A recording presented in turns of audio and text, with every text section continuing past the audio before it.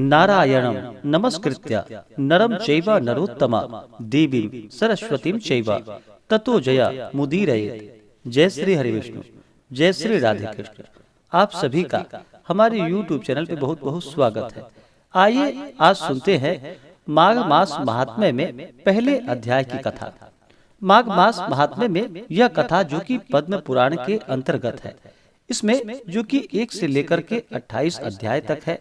आप हमारे चैनल पे जो कि 1 से लेकर के 28 अध्याय तक के कथा को आप एक एक करके आप श्रवण कर सकते हैं। हिंदू धर्म में माघ, कार्तिक और वैशाख जो कि महापुनीत महीने माने गए हैं। इसमें तीर्थ स्थान आदि या स्वदेश में रह करके नित्य प्रति स्नान दान आदि करने से अनंत फलों की प्राप्ति होती है। माघ मास के दौरान जो कि सूर्योदय से पहले ही स्नान करना चाहिए और सूर्योदय के बाद जितना ही विलंब होता है तो वह उतना ही निष्फल माना जाता है। इस दौरान जो कि माघ स्नान करते हुए अपने पापों से मुक्ति पाने के लिए जो कि तीर्थों पर कल्पवास भी किया जाता है।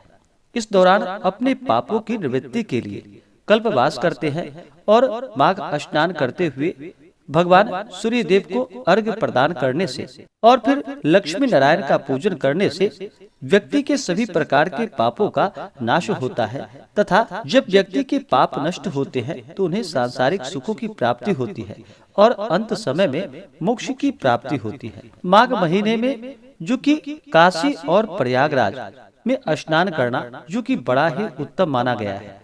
अगर वहां पर ना जा सके तो तीर्थों का आवाहन करते हुए, तीर्थों का स्मरण करते हुए आप जो कि बहने वाली बेग की नदी में जल में स्नान कर सकते हैं अथवा रात भर छत पर रखे हुए जल पूर्ण घट से स्नान करें अथवा दिन भर सूर्य की किरणों से तपे हुए जल से स्नान करें। स्नान के आरंभ में ईश्वर की प्रार्थना करें और स्नान करने के पश्चात भगवान सूर्य देव को अर्घ्य प्रदान करके उसके बाद फिर भगवान विष्णु माता लक्ष्मी का पूजन करना चाहिए। इस प्रकार माघ स्नान करने से पापों से मुक्ति प्राप्त होती है। माघ मास के दौरान जो भी माघ स्नान करते हैं इस दौरान जो कि नियमों का पालन करना चाहिए। इस दौरान भूमि पे शयन करना चाहिए, किसी के ऊपर क्रोध नहीं करनी चाहिए, अपने मन में किसी के प्रति ईर्ष्या या द्वेष का भाव नहीं लाना चाहिए और नित्य धर्म का आचरण करते हुए माघ स्नान करना चाहिए और प्रभु चरणों में अपना मन लगाना चाहिए। इससे अनंत गुना पुण्य फलों की प्राप्ति होती है और माघ स्नान करने के बाद फिर अंत में उद्यापन भी करना चाहिए। इससे अनंत गुना पुण्य फलों की प्राप्ति होती है।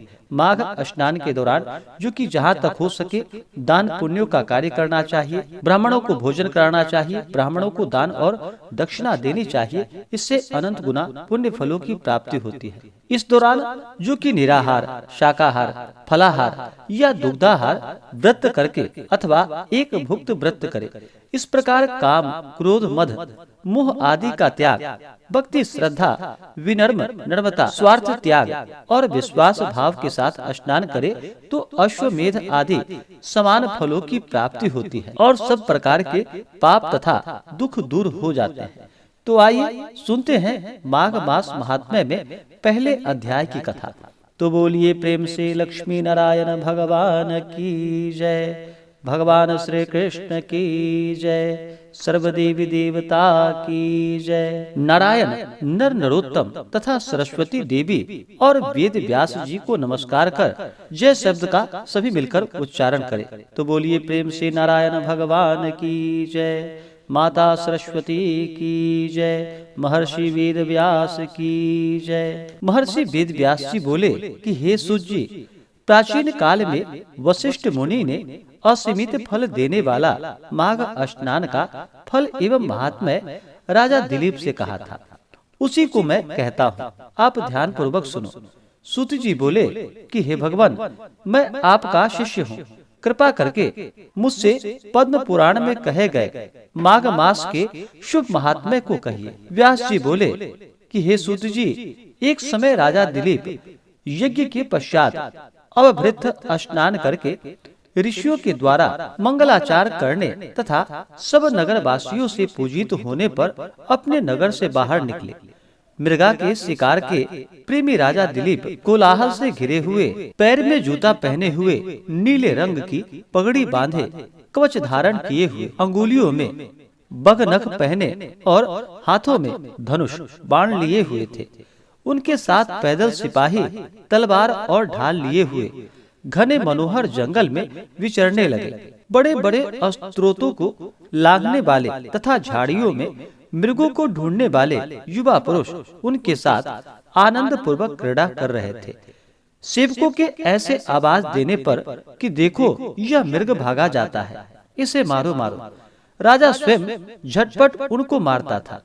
फिर इधर उधर वन स्थल में उखड़ते भौड़ों के झुंड को देखता, कहीं पर घबराए हिरनियों के झुंड में जिनके बच्चे सब दिशाओं में इधर उधर भाग रहे थे, कहीं सियार भयंकर बोली बोल रहे थे, कहीं गेंडों का झुंड हाथियों की तरह शोभा बढ़ा रहे थे, कहीं खोखलों में उल्लू बोल रहे थे, कहीं कहीं सिंहों के पदचिन्ह दिखाई देते थे, कहीं कहीं शार्दूल के नखों से विदीर्ण मगों के रक्त के भूमि रक्तिम हो रही थी, कहीं दुग्ध भरे थनों वाली भैंसें इधर उधर घूमती थी, जो मानो रनिवास की भूमि प्रतीत होती थी। कहीं कहीं वृक्षों की घनी छाया थी और कहीं पुष्पों से वन सुगंधित था, कहीं पर लतागहों पर भौरे गुंजे हुए तोरण सा बना रहे थे, तो कहीं भयानक बिलों से सर्पों की केचुली और कहीं बड़े बड़े अजगर और उनकी केचुली पड़ी दिखाई देती थी, कहीं दावाग्नि की विकराल ज्वाला और कहीं उसकी ज्योति शिखा दिखाई देती थी, कहीं पर भेड़िया और व्याघ्र के भय से हल्ला सुनाई पड़ता था, कहीं पर कुत्ते खरगोशों पर छोड़े जाते थे। सरोवरों पर राजागण विश्राम करके तब आगे जाते थे, जहाँ पर व्याधों के शब्द से तथा राजाओं के शिकार खेलने और खंजरी मृदंग आदि के बजने की ध्वनि से घबराकर एक मृगा जंगल से निकला, जो कभी तो पृथ्वी पर चौकड़ी भरता, कभी आकाश में और कभी पृथ्वी पर फिर दिखाई पड़ता था। इसी कटीले घने व शोभ के भयंकर जंगल में वह मृगा घुसा। तब राजा ने उसका पीछा किया। निर्जन स्थान पर मृगा को न देखकर घबराहट तथा प्यास से राजा का कंठ सूख गया, तालू चटकने लगा, मुंह मलिन हो गया, सैनिक थक गए और घोड़े रुक गए। दोपहर के समय राजा प्यास के मारे व्याकुल हो गया। जल को खोजते खोजते उसने आगे समुद्र के बराबर एक बहुत बड़ा सरोवर देखा, जिसके किनारों पर घने वृक्ष लगे थे। जल स्वच्छ था और सुंदर घाट बने थे। उसमें बड़े बड़े कमल खिले हुए थे, जिन पर भौड़े गुंजार कर रहे थे। कमलिनी के पत्तों से घिरे हुए कमल मरकत मणि के समान दिखाई पड़ते थे, जिसके जल में मछलियां तैर रही थी और इसका जल साधुओं के मन के समान निर्मल था। शुद्ध लहरें भी शोभा दे रही थी और इसमें अनेक प्रकार की मछलियां चलती फिरती थी और निर्दयी घड़ियाल भरे थे। कहीं पर लोभी के घर के समान दुर्गम्य सरोवर भी इसमें थे, जिनका जल अनेकों पक्षियों के प्यास को शांत करता था। चातक के दुख हरने वाले चंद्रमा की तरह, दातार की तरह दुखी लोगों के दुखों को हरने वाला था। अपने सुनहरे जल से हिंसक पशुओं को भी पितरों के समान संतुष्ट करने वाला था। ऐसा सरोवर को देखकर राजा की थकावट उसी तरह दूर हो गई, जिस तरह बादलों को देखकर पपीहे की। वहाँ पर राजा ने जल पिया और मध्याह्न की संध्या करके और अपने सहायकों सहित भोजन करके उस सरोवर के किनारे विचित्र कथाओं को कहता हुआ राजा ठहर गया और रात को धनुष बाण सहित वृक्ष के नीचे आसन लगा लिया। व्याध लोग सब दिशाओं में स्थिर हो गए और वन में जाल फैला दिया। रात्रि के अंत में एक किनारे से सुकरों का झुंड निकला और कमल कंद खाकर व्याधियों के झुंड के पास आया। अनेक शुकर राजा द्वारा तथा व्याधियों द्वारा मारे गए और पृथ्वी तल पर गिर पड़े। इनको देख व्याधगण कोलाहल से हुए प्रसन्न चित्त राजा के पास पहुँचे। राजा इन योद्धाओं को लेकर उस सरोवर के किनारे से अपने नगर को चला और मार्ग में एक तपस्वी को देखा। वह बूढ़ा ब्राह्मण हारित वैखानस मत के थे। दुष्कर और कठिन नियमों से उनका शरीर अति कृष्ण हो गया था। केवल हड्डियां ही दिखाई दे रही थी। यह मृग चर्म तथा कोमल वल्कल पहने थे। नख, रोम तथा जटा धारण वह नियम का पालन कर जप करते थे। उस वनवासी को देखकर राजा उनको प्रणाम कर हाथ जोड़कर उनके सामने खड़ा हो गया। तब उस तपस्वी ने उस राजा के अलंकारों से उसे पहचान कर परोपकार की इच्छा से उसको कल्याण के वचन कहे। महर्षि बोले कि हे राजन, इस माघ मास के पुण्य काल में प्रातः काल इस सरोवर का स्नान छोड़कर क्यों जाते हो? ऐसा सुनकर राजा बोले कि हे द्विजोत्तम, मैं माघ स्नान का फल नहीं जानता। आप कृपा करके मुझसे विस्तार पूर्वक कहिए। माघे मासे विहायैव प्रातः स्नानम सरोवरे प्रत्युवाचा ततो राजा ना हजाने द्विजोत्तम। इस प्रकार से माघ मास में पहले अध्याय की कथा पूर्ण हुई। तो बोलिए प्रेम से लक्ष्मी नारायण भगवान की जय। अब आप दूसरे अध्याय का कथा जो कि अगले दिन श्रवण करेंगे। इसी प्रकार से हमारे चैनल पे व्रत पूजा कथा आदि को सुनने के लिए हमारे चैनल पे बने रहे।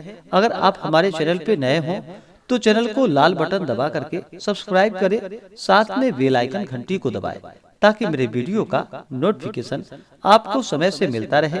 वीडियो को लाइक करें, शेयर करें। सुखी रहे और स्वस्थ रहे। जय श्री राधे कृष्ण। धन्यवाद।